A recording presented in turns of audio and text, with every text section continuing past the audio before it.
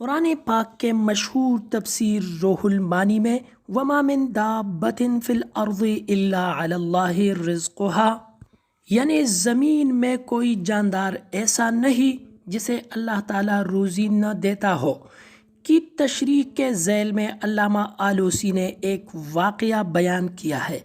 حضرت موسیٰ علیہ السلام کے دل میں یہ خیال آیا تھا کہ اللہ ساری دنیا کو رزق کس طرح دیتا ہے۔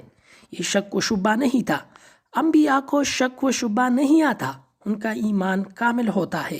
بس ایک خیال آیا تھا تفصیل جاننے کے لیے کہ اللہ تعالیٰ کیسے رزق دیتے ہیں۔ اللہ تعالیٰ نے حضرت موسیٰ علیہ السلام کو اس وقت حکم دیا کہ اس چٹان پر لاٹھی مارو۔ جب 3 چٹانیں اڑ گئی تو دیکھا کہ اس کے اندر ایک کیڑا ہرا پتا کھا رہا ہے۔ کیا خوب فرمایا ہے، تو نے پتھر میں کیڑے کو پالا۔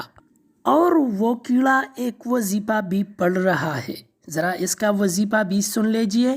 وہ اللہ میاں کو یاد کر رہا تھا۔